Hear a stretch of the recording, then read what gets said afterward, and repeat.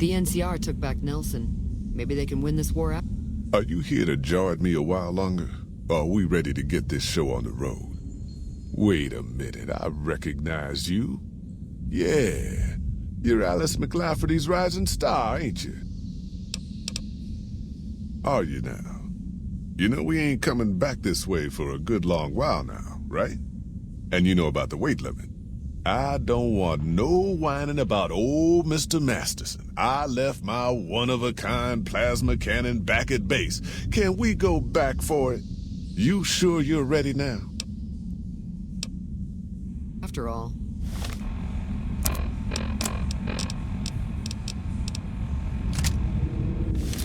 Are you here to jaw it?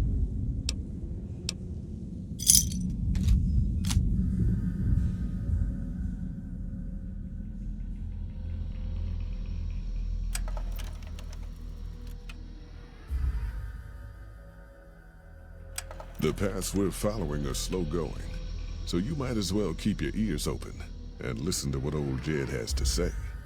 A few decades back, folks in the NCR started to hear about a community in northern Utah called New Canaan.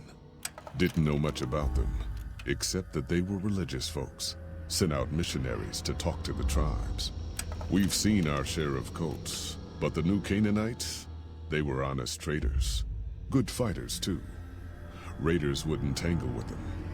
But then, the Legion appeared in Arizona. I reckon you know all about them. Turns out Caesar's first war chief, the Malpais Legate, was a New Canaanite, Joshua Graham. Legend goes that Graham was the meanest, toughest son of a bitch in the whole damn Legion. The New Canaanites wouldn't talk about him. They were ashamed. Guess I can't blame them. Well, at Hoover Dam, the Malpais Legate finally met his match. Hanlon and Oliver kicked his New Canaanite butt right back over the river. Caesar had to make an example for the others, to show them that even at the highest level, failure wouldn't be tolerated. He had Graham covered in pitch, lit on fire, and thrown into the Grand Canyon. People say he didn't even scream on the way down. Not long after, some of the slaves and tribals started to talk. Said Graham wasn't dead. Shouldn't have been any surprise. All this talk bothered Caesar, so he forbade anyone from speaking his name. Wanted to erase Joshua Graham from history. He got his wish.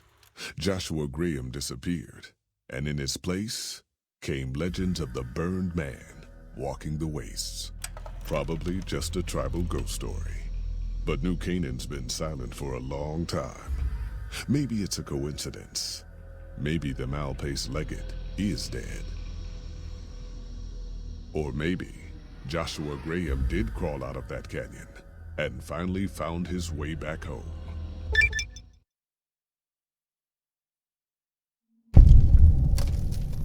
All right, people. Been a long couple of weeks, but here we are. Zion. I know your feet hurt.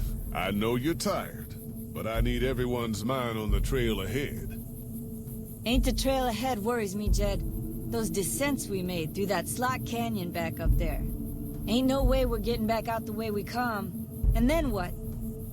God damn it, Stella heard you the first time. And the 15th, too. The New Canaanites will know a way.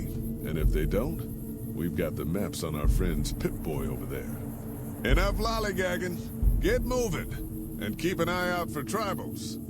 Sorry to bother you with reality, old Jed. Who cares if we can't get back out the way we come? That's not a problem.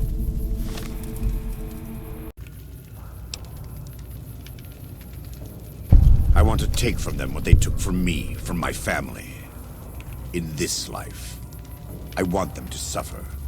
I want all of them to die in fear and pain.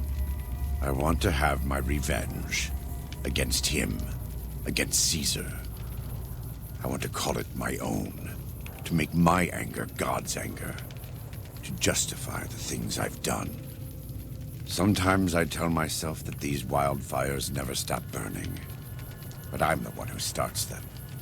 Not God. Not them. I can always see it in my mind. The warmth and the heat. It will always be a part of me. But not today. Go. Get out of here. Go back. Back to the Great Salt Lake.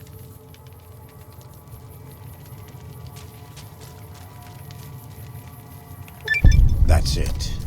It's finished. Thank you for staying with me. I couldn't have done this on my own. Let's go find Daniel. Tomorrow we'll be here soon. And there is much to do.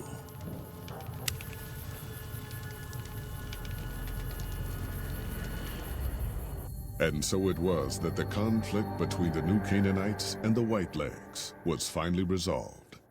The courier's involvement had tipped the scale, shifting the fragile balance of power. Demoralized by the Dead Horse and Sorrow's attack the courier and Joshua Graham led against them, the Whitelegs retreated to Great Salt Lake. Their days were numbered. Word soon reached the 80s tribe that the Whitelegs' spirit was broken, their war chief a dim shadow of his former self. By year's end, the 80s would overrun the Whitelegs' camps, scattering the tribe to the winds and claiming the Great Salt Lake for its own. The Sorrows fought beside Joshua Graham and the Dead Horses, eradicating the threat the Whitelegs posed to Zion. Seeing the courier convince Joshua Graham to spare Salt upon wounds, the Sorrows learned that retribution could be tempered by mercy. Though he despaired at the Sorrows' loss of innocence, Daniel took some small consolation in the courier's lesson, and prayed it would take root. Having helped eradicate the Whitelegs from Zion, the Dead Horses returned to Dead Horse Point in triumph.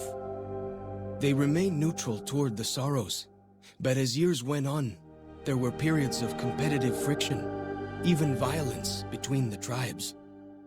The New Canaanites, Daniel especially, intervened regularly as mediators, but found it difficult to reconcile the tribe's conflicts.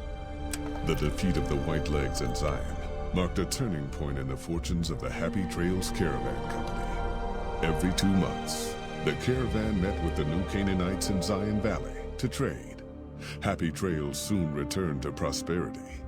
The vigilance of the Sorrows and Dead Horses in defending southwestern Utah, initially startling to Happy Trails caravans, soon proved a blessing. The tribes united against the 80s, driving them back from Highway 50, and thus opening yet another trading route for Happy Trails caravans. Follows Chuck took the courier's words to heart and decided the big cities of the Mojave Wasteland and NCR were best left unexplored. Though he sometimes dreamed of distant lands, he continued to support his family at Dead Horse Point, and eventually, his wanderlust faded. Waking Cloud was distraught when she learned of her husband's death, but took comfort from her tribe and the compassion of the New Canaanites. She forgave Daniel for having concealed her husband's fate from her, and learned to accept his fate.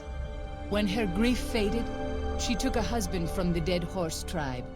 At her bidding, he stayed close to home. The threat of the Whitelegs ended. Joshua Graham helped the Sorrows and Dead Horses tend to their fallen comrades and secure Zion.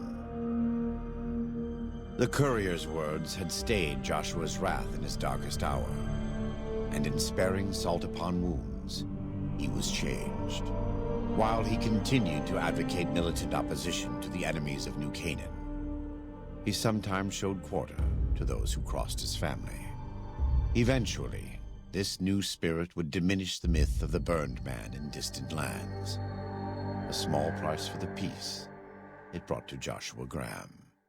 For years after the defeat of the Whitelegs, Daniel did his best to minister to the Sorrows' spiritual needs.